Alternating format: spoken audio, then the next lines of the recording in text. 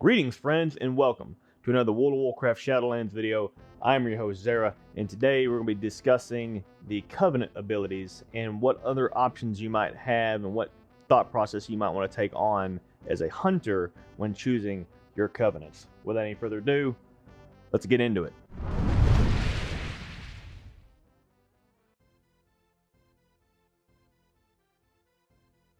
This is not going to be a lore breakdown, but primarily what this is going to be is a straight shot as to which Covenant ability is what you might want to go after and why, and for each individual spec, and kind of just give you an impression on what I'm feeling is the right course for me as a marksmanship hunter. Unfortunately, there are going to be some situations where one Covenant is just going to be better than another for a certain spec as a hunter. Primarily for survival, in my heart, I feel like one especially is more powerful than the other four or the other three, whereas in marksman and BM you can't really go wrong. So, but there's also more to it than just the class Covenant abilities. There's also the Covenant specific abilities as well, which include things like Door of Shadows and Soul Shape and so on and so forth. So without any further ado, let's just get into it. So first of all, you've got your Kyrian. Now the Kyrian is going to be a really unique choice because you've got a couple of things that come in handy here. The Steward is pretty cool because you can summon him every 5 minutes, and he comes with all kinds of little nifty little, items that you can buy from and whatnot on the fly, and he lasts about 4 minutes. So more or less, there's only going to be about a 1 minute downtime between the time that this is on cooldown and he's no longer around. So you don't really have to worry about him not ever being around when you need him, because it only takes about 60 seconds between him disappearing and you being able to summon him again. Now, the Phial of Serenity is probably the biggest item you get from this guy, which you can carry up to 3 of them, and it's a 20% health pot.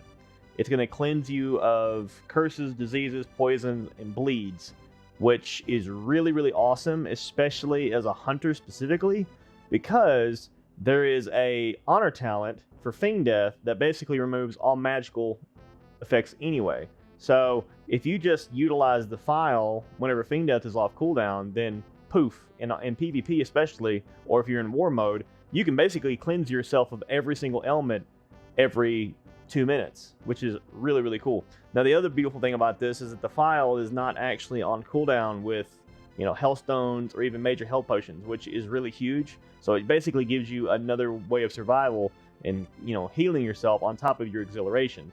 So this is really, really handy. It's going to be extremely potent if you use it properly to keep yourself alive. There's actually even options inside the Kyrian Covenants to where you can increase the healing of the Phial exponentially, and then through soul conduits, which we'll cover in another video, you can actually buff the mess out of your exhilaration tremendously as well. So you can almost, just between the Phial and exhilaration, completely recover 100% of your health without even having to touch things like a major health potion or a Hellstone. So these are huge benefits, so definitely something to keep in mind when you're choosing between Covenants, because Kyrian has just got a lot of quality of life improvements with being able to keep yourself alive longer, so you certainly cannot knock that. As for the class specific ability, Resonating Arrow just recently had a change, but most of the time, mostly this change was not drastic. All it really did was, add a small damage increase at the very beginning with a 20% attack power arcane damage to any enemy in the area, and then leaving the area, you're still able to hit that target for 4 seconds after they leave the LOS. So this makes Resonating Arrow extremely potent, as if it wasn't already. So now basically it doesn't matter if the target stays in your line of sight, stays within your Resonating Arrow or not, because regardless, if they're inside the Resonating Arrow when you activate it, you've got at least 4 to 10 seconds before you have to no longer be able to hit them out of line of sight, which is huge because it's going to give you plenty of time to get a rapid fire and an aim shot off in that window. So super handy, really powerful, because not only is it going to allow you LOS, do a little bit of damage, but it's also going to increase your critical strike chance of all your abilities by 30%. Which, I mean, let's be completely honest with you, if you stack, say, Resonating Arrow on top of a volley or a multi-shot with a, aim shot and rapid fire trick shot window, you're going to do a tremendous amount of damage. This is going to allow you to just dump a whole bunch of AoE damage, potential. If everything were to crit, or most things were to crit, you're talking about a tremendous AoE window. So it's really handy. I really love seeing this, but some people have made the argument this is more of a PvP choice. And honestly, at the end of the day, it's hard to refute that, but there's definitely going to be situations. Imagine, for example, if you're in a raid and you have to completely bypass, or you have to avoid a mechanic, whether it be some kind of shockwave, blast wave, or something that if we have to maybe hide behind a pillar or something. I mean, this happens pretty frequently. Imagine being able to drop a resonating arrow on a boss and being able to hide behind a pillar and still being able to do DPS. That's going to be very handy for raid teams that have those hunters that have the ability to do it. So not only will your dot classes be able to do damage over time, but now your hunters will be able to do damage over time because they can continue doing DPS from a range perspective, completely LOSing the target. So there's going to be some use cases there as well. So it's not just a PvP only aspect of things you need to keep in mind. There's also some PvE oriented aspects that are great too. Not to mention the fact that I mentioned the increased AoE potential with the 30% increased crit chance. That's huge for Mythic Pluses as well. Being able to just dump an enormous amount of crit from your AoE cannot be scoffed at. So keep that in mind as well. Let's move on to the Venthyr. Now, Venthyr is probably a favorite of most hunters that I've seen, especially marksmanship hunters, because of what it allows us to do with Flagshot. But before we get into Flagshot, let's just talk about Door of Shadows for a minute. Now, Door of Shadows is a 1.5 second cast time. It's a 1 minute recharge and 1 charge, obviously, but that can, of course, be tweaked inside the Soul Bind, which, again, we'll get into another video. Basically, this is a cast time, very short, and it's going to allow you to teleport anywhere within 35-yard range. As long as you can click that area, you're pretty much able to get to it. Now, here's the problem. It's cast time, which means it can be interrupted.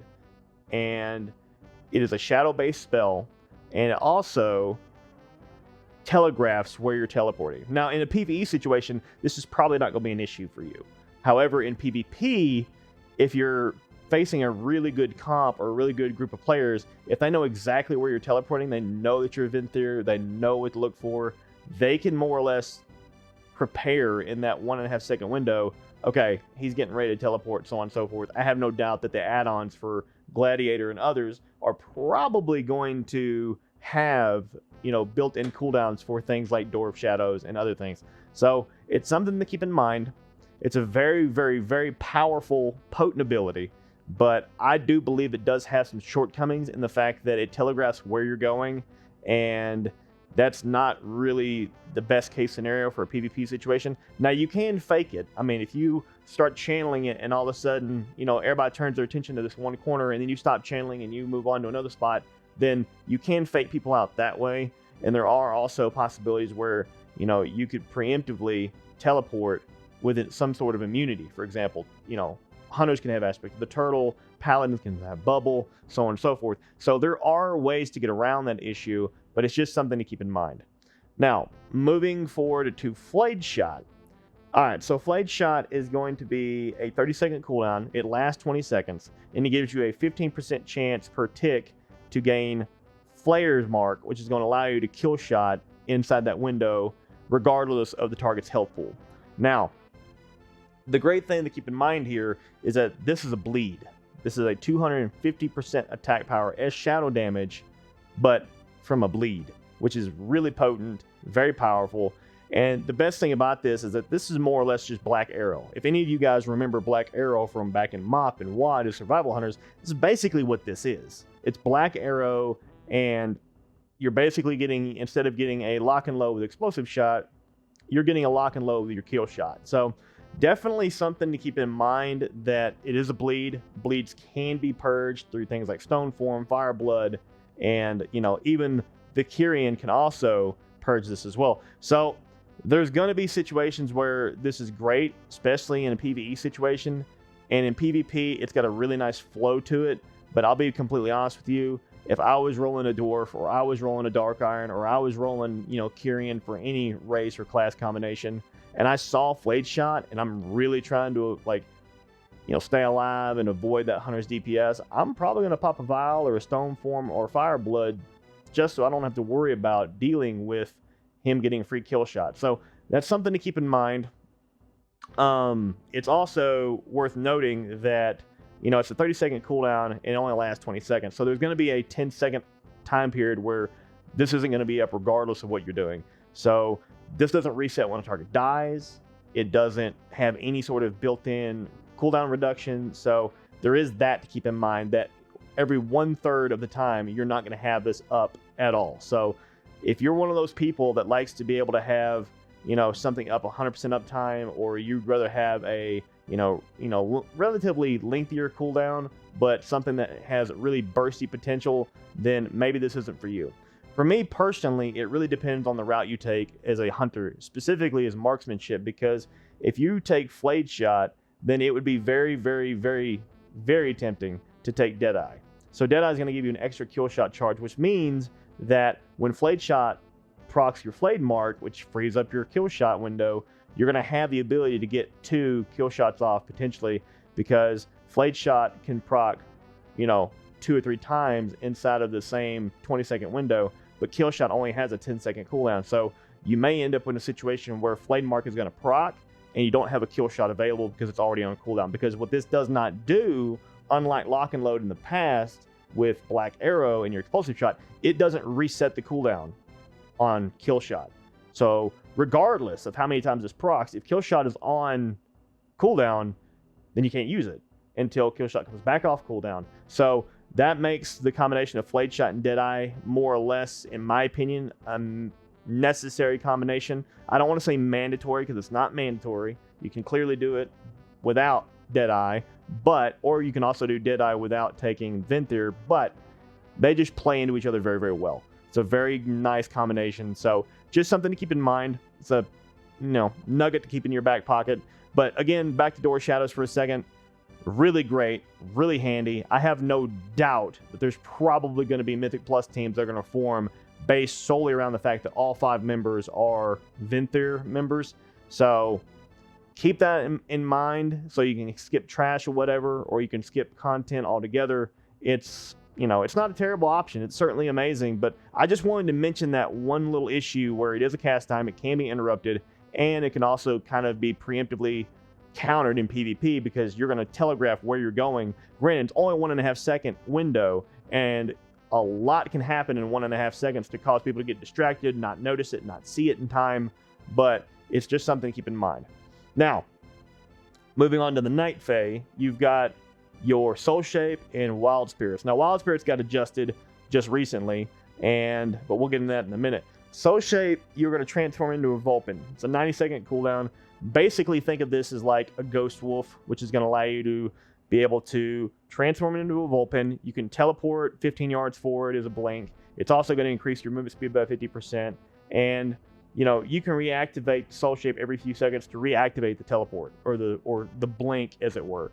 Now, it's going to only last 12 seconds or indefinitely in a rested area, which sounds really, really cool if you think about it. If you're in a rested area and you're trying to get around and you're not quite able to have a flying mount just yet, then sure, that sounds really, really cool.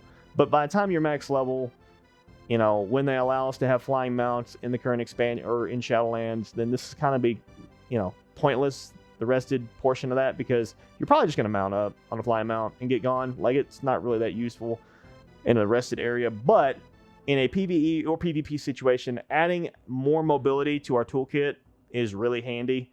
It's not as, awe-inspiring as, say, the, Kyrian or the Venthyr Covenant ability, in my opinion, because I'm thinking as a hunter, I'm like, we already have post haste, we already have aspect of the cheetah. Like, I don't really feel the need to have more mobility, but it is an option for you, so it is there. And the blink does have a nifty little unique use case where you can blink out of a entire mechanic and avoid it entirely. So there is that to keep in mind as well. So always something handy to keep in mind. But Wild Spirits is the lengthiest cooldown of the 4 Covenant class abilities that we have, and it's a massive AoE, and it's basically just going to deal 25% nature damage to everything in the area. It's going to apply Hunter's Mark to everything, which is going to basically give you a 5% damage uptick on all the targets in that area. And then while Wild Spirits is active, any damage that you or your pet cause, now it specifically says damaging ability. So I'm not entirely sure, because this has been bugged on the beta. Of course, I also don't have beta access, so we don't really know 100% sure how this is going to work. But when it says damaging ability, that tells me, you know, that kind of gives me the impression that it's only special abilities.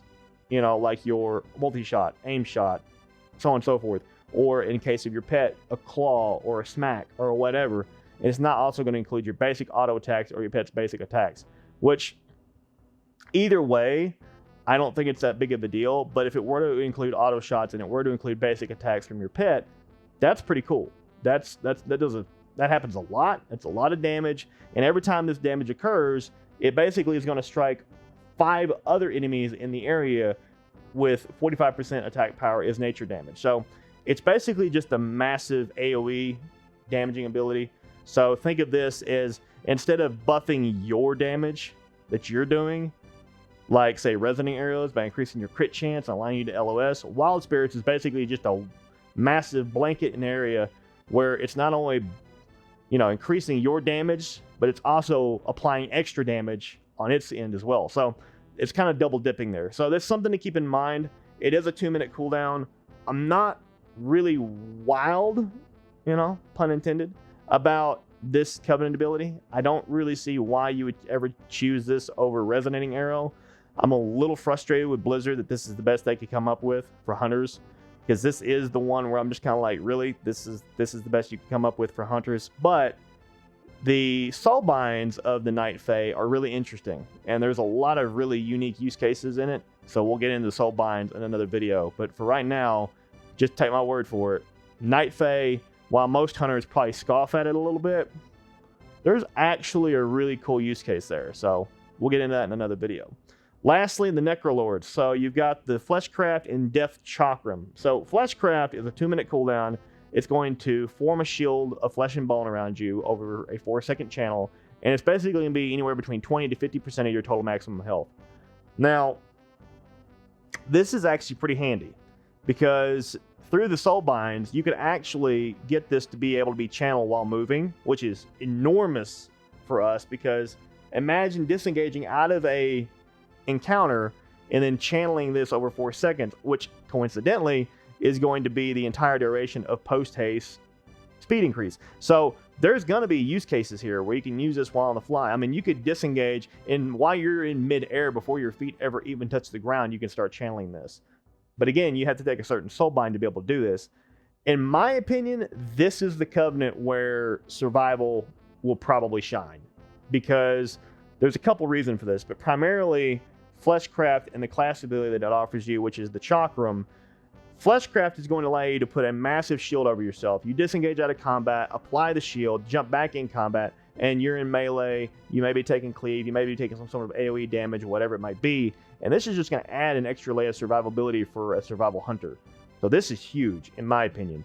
But then, if you go to Death Chakram, it's a 45-second cooldown, doesn't cost any focus, and it does a tremendous amount of damage on an individual target. And in AoE, it's decent. It's not amazing, because it hits 7 times. And if it's just one enemy, it's going to hit that enemy 7 times. And it's a lot of damage on a single target. But the double portion of the two side of that coin is that it's also a focus regenerator, which, as we all know, survival in the past has had issues in certain patch cycles generating enough focus. So this is going to add another focus generator to your toolkit as a survival hunter, which is going to add a whole lot of use cases here for you. I mean, you can time this with your Mongoose window. You can time this with your Coordinated Assault window. You could do just about anything with this if you wanted to. And the beautiful thing about it is, as well, is the fact that it's also a 40-yard range ability. So this is adding another range ability to Survival's toolkit, which already has Serpent Sting, Kill Shot, and now Chakram, and Wildfire Bombs. Just everything you can imagine that survival hunters already have in their toolkit, not to mention their aspect, the Eagle window. So this is going to offer survival another range ability to have in their toolkit. So this is something that almost any spec of hunter would benefit from.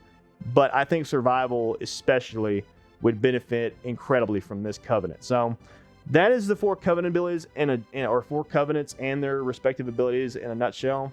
Personally, as a marksmanship hunter, I'm torn between Venthyr and Kyrian, and we're going to go ahead and talk about the actual soulbind calculators in the next video. And that video is really going to shine and show you guys where and why I'm struggling so much with that. So if you're interested and you want to go back and rewatch the original video and the first part of this video in this series, which covers the marksmanship hunter talents, you can go ahead and check out that link above.